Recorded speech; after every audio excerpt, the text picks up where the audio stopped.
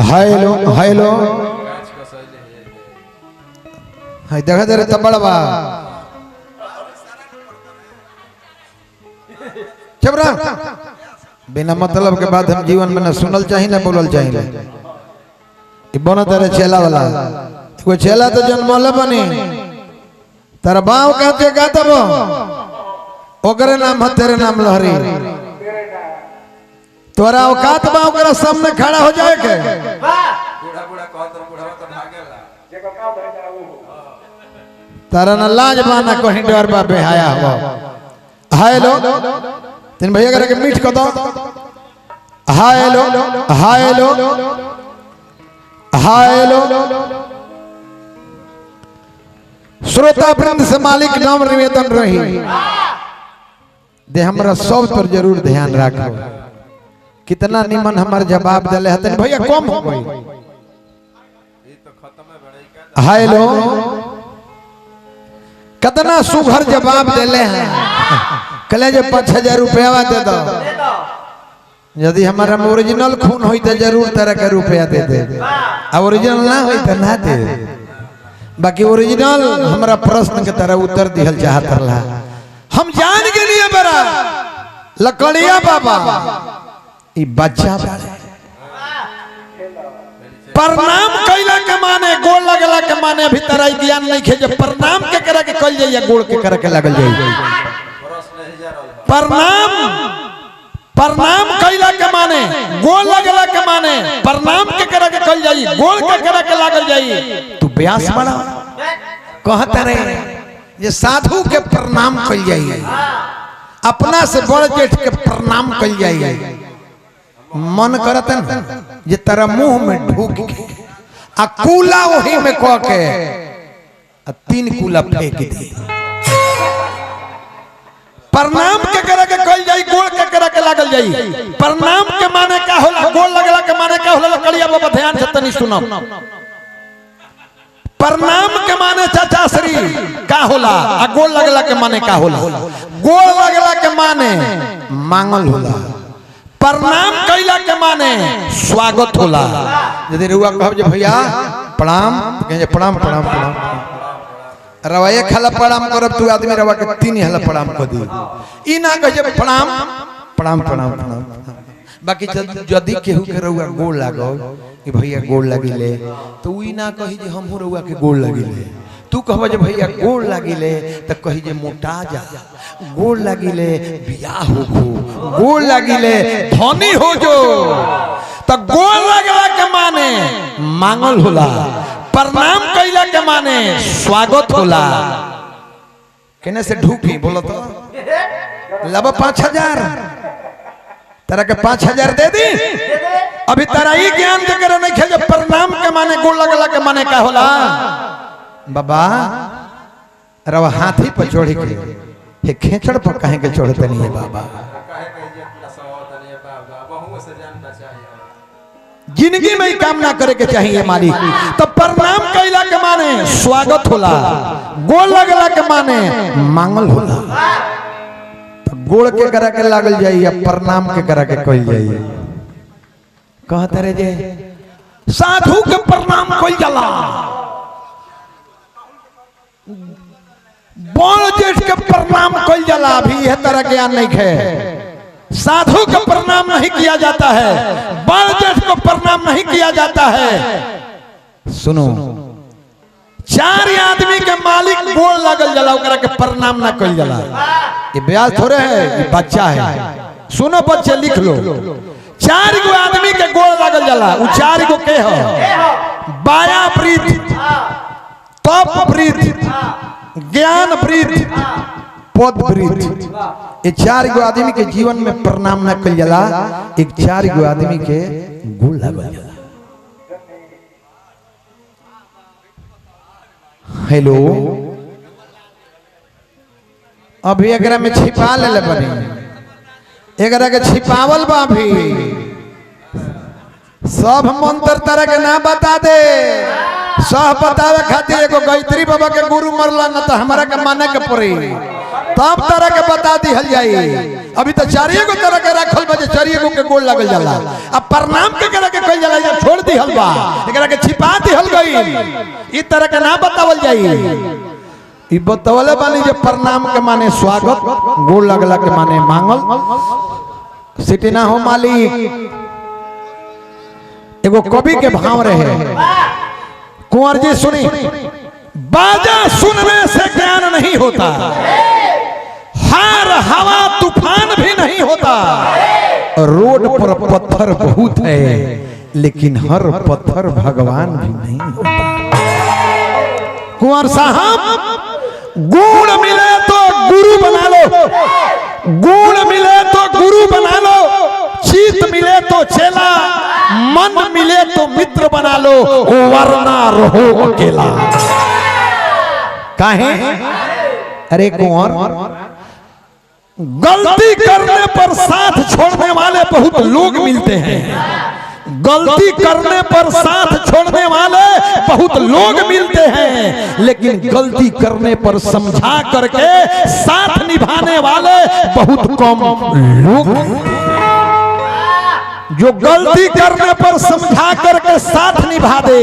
उसे यार कहते हैं, जो गलती करने पर बिना समझाए साथ छोड़ दे उसे गद्दार कहते हैं, उसे गद्दार कहते हैं। बाबा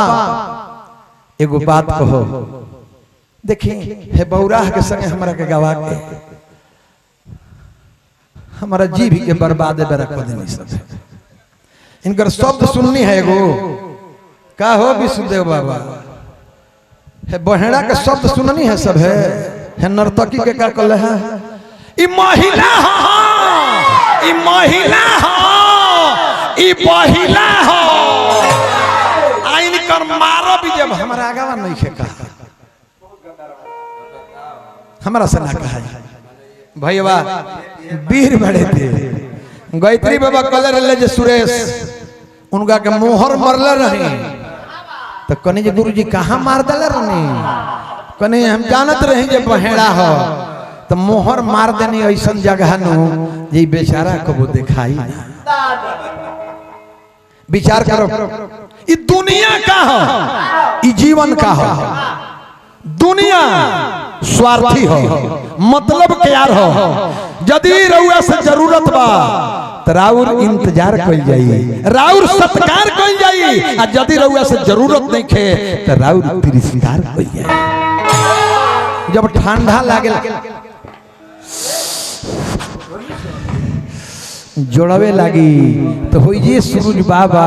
अरे तनी जल्दी उगो हो, आ उहे जब गर्मी चढ़ी कपार पर तो कह ये सूरज बाबा अरे जल्दी तनी डूबो हो। जिंदगी क्या है? जिंदगी एक कला है, जीने का ढंग हमें मालूम नहीं है, जीने हम चला है। हई माइक मिल गई बा ए बदले सब ब्यास हो, ये ब्यास हवन,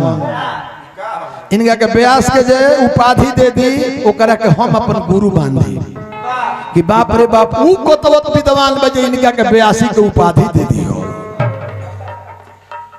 जिंदगी एक कला है, जीने का ढंग हमें मालूम नहीं है, जीने हम चला है।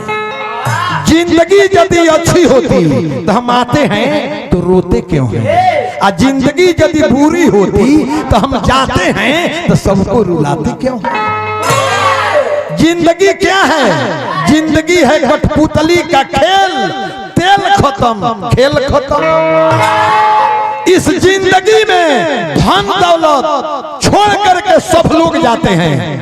इस जिंदगी में जो नाम छोड़ करके जाता है उसी का जीवन सफल होता है, उसी का नाम अमर होता है। देखिए एगो बाबा बैठल बड़े हो खैनिया जौन बाबा बतावत रे ऐसने एगो पुरानिया रहे कुर्सी पर बैठल रहे,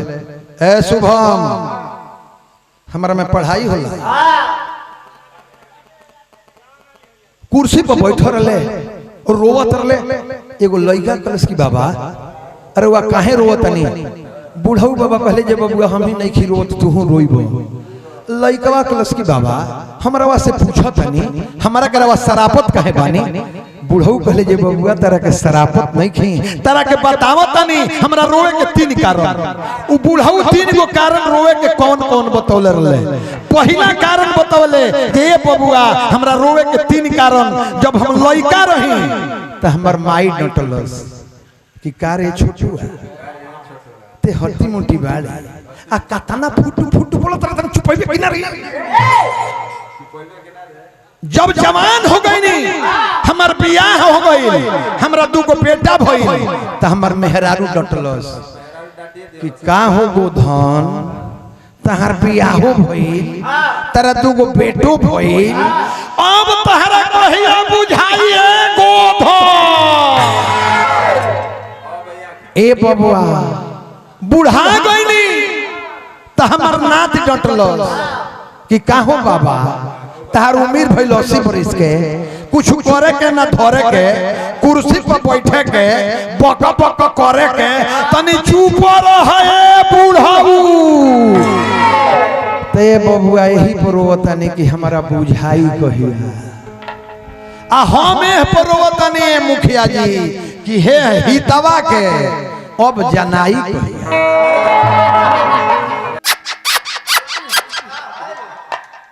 नचनिया के माने की है नचनिया जब नाचे लगे तो कर कमर करे लच लच लच तो श्रोता के भीतर से मन करे लब लब हाथ के कंगन करे खन खन खन तो श्रोता के भीतर से मन करे पन। हम नचनिया के माने उ ना ले बड़े गो बहिलौठी हो बहिलौठी हो नचनिया देखब लेके गवाइल बड़े उ बहिलौठी हो। नचनिया के मने उ थोड़े होला ओकर पेट पर पिठाइस आ डांड पर पिढ़ाइस आ मुंह पर घर मुहाइस आ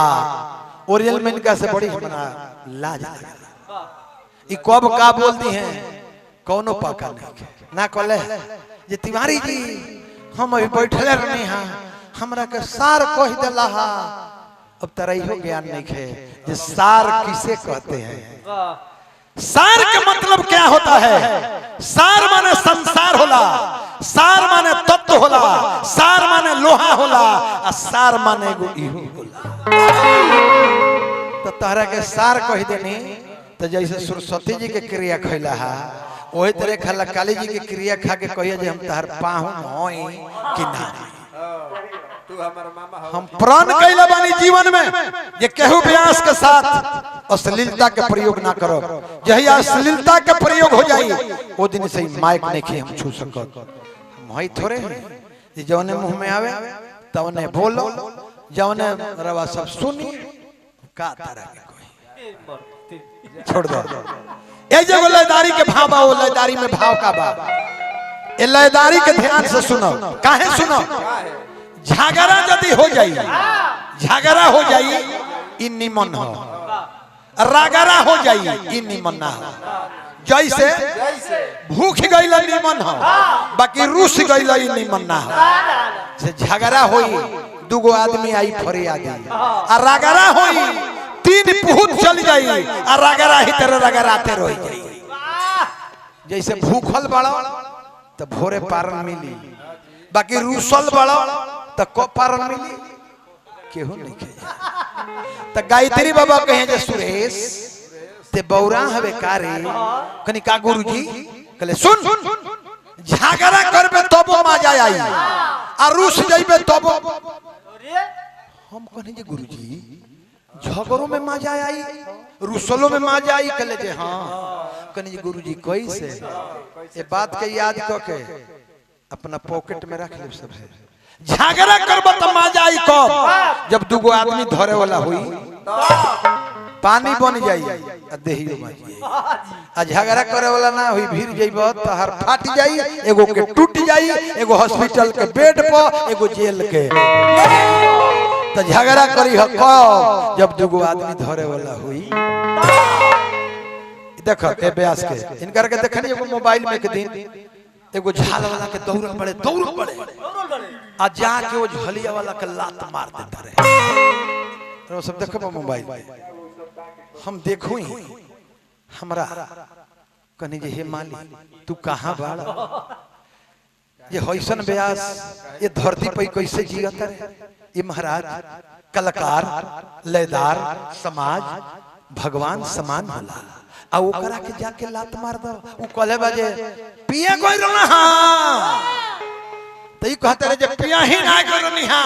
पावहु कोई रोनी हां अतले देखत नहीं जो जब लंगड़ भाई अभियंता जी हम ना गाय ले लोग इना कले हां जे गावे लोग करे से जेकर मार्केट नहीं है हम ना गाय ले रो सब देख ले कबो हम ना गाय ले तले अभियंता के देखत नहीं जे बैसाखी ले ले पड़े आ ओये से चटाकी चला देता ई गौनई हो ई गौनई हो ई 82 हो राम राम राम राम 82 गौनई हो त निमन बात चारी को बता दो तरह के जान जाइए तू 82 होबो त झगड़ा करब त माजाई कब जब दुगो आदमी धरे वाला होई तब आ रुसबत त माजाई कब जब केहू मनावे वाला होई अभी न जे रूस जा केहू मनावे वाला है नहीं खेतया कि चल जाई भीतर ही प्राण निकल जाई। मर्दा मौगी में झगड़ा होता मर्दा रूस जाता मौगी मनावतिया देखी मेहरारू मर्द के मनावत कैसे भी तोर मुंह ना देखो तोर मुंह ना देखो हमरा आंखी सन अरे मना लो मर्द महाराज मेहरारू से झगड़ा ना तोरा के देखल नहीं की चाहत दिल्ली जाके खेला खिचब चाहे लोहा के कारखाना में खटो बाकी तोरा संडालिन के मुंह ना देखो यदि असल अपना बाप के बेटा होई तो तोर मुंह ना देखो तोर मुंह ना देखो हमरा आंखी सन हो जो तोरा के चाहत। ए राजा जी रउआ चल जाए तो हमरा हम कैसे अपना दिल के बात केहू के कहब कैसे और रउआ और ए जवानी के बोझा रउआ साहब कैसे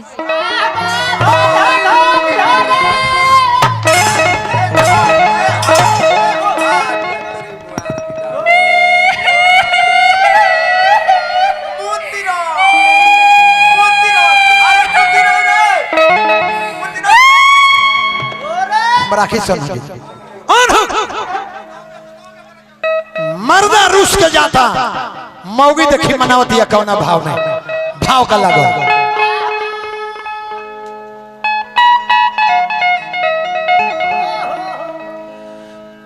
जब रूस जाना पानी को ना खाला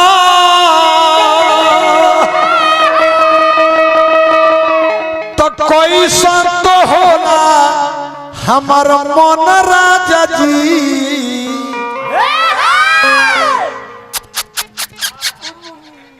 ए हमार सोना मनवा के मोना तू ही जवनिया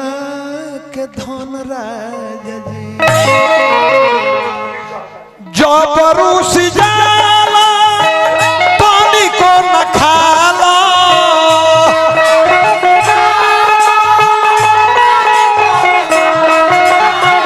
जब रूस जाला तनी को न खाला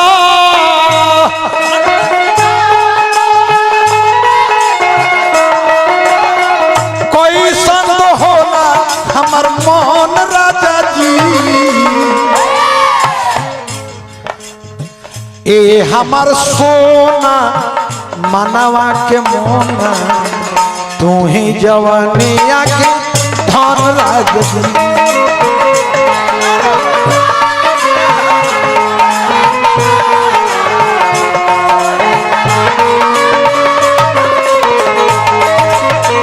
ए हमार सोना मनवा के मोना तू ही जवानिया के धन राज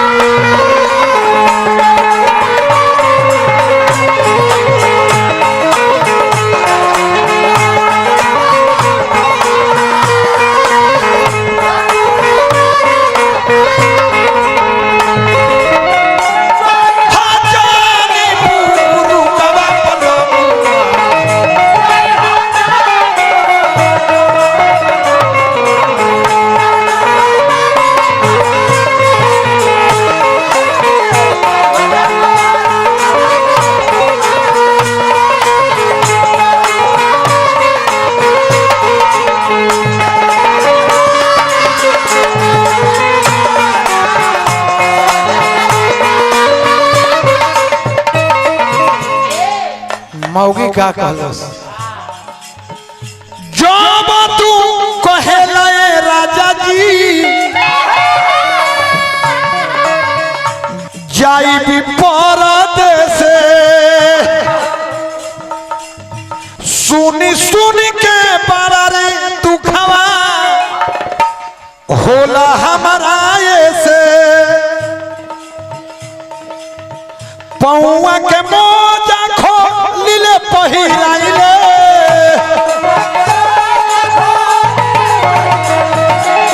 पौआ के मोजा खोलिले पहिराइले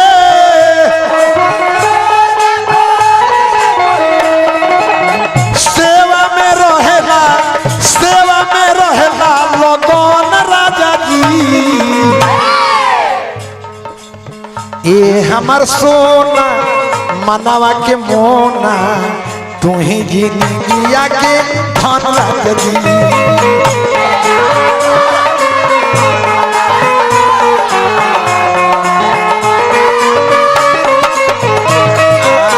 ए हमार सोना मनवा के मोना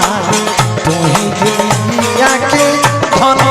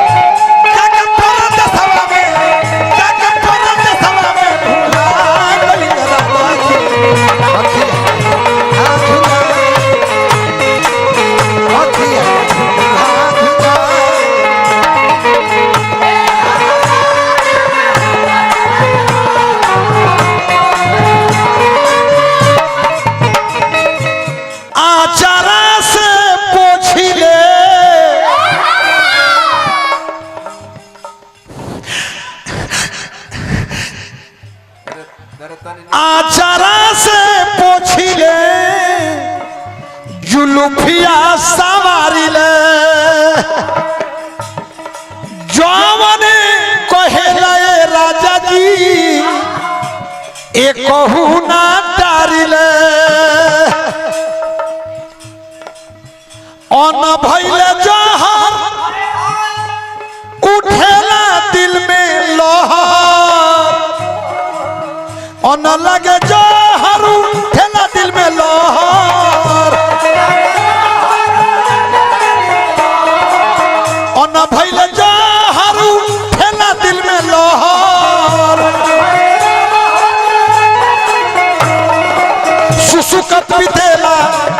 सुसुकत बितेला छन छन राजा जी ए हमार सोना मनवा के मोना तू ही जिंदगिया के धन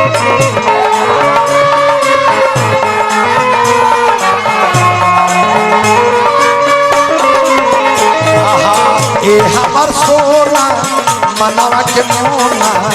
तू ही जिंदगिया के धन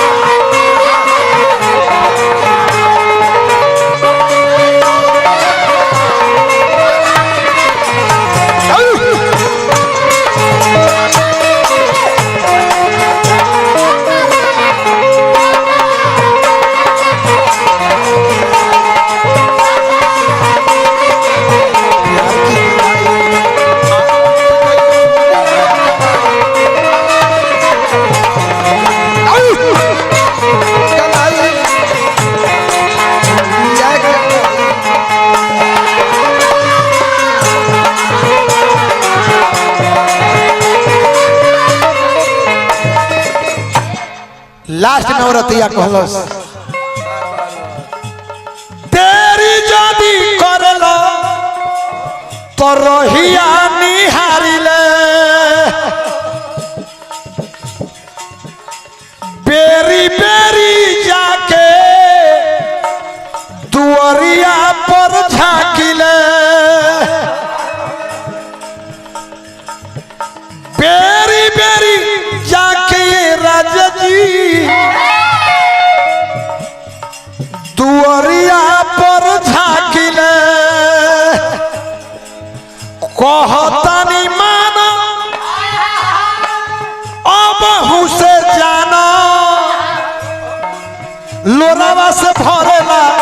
लोरावा से भरेला नयन राजा जी। ए हमार सोना मनवा के मोना गया के धन जिंदगी जरतिया प्यार में इंतजार में अन्हार हो जाला रे। सच कहतानी ऐसन रिश्ता बेकार बा एगो दूगो सच ना तो झूठों के बाजार बा हो झूठों के बाजार बा पागला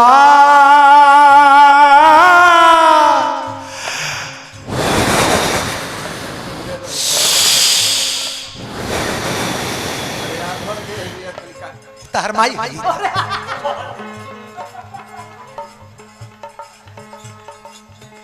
पगला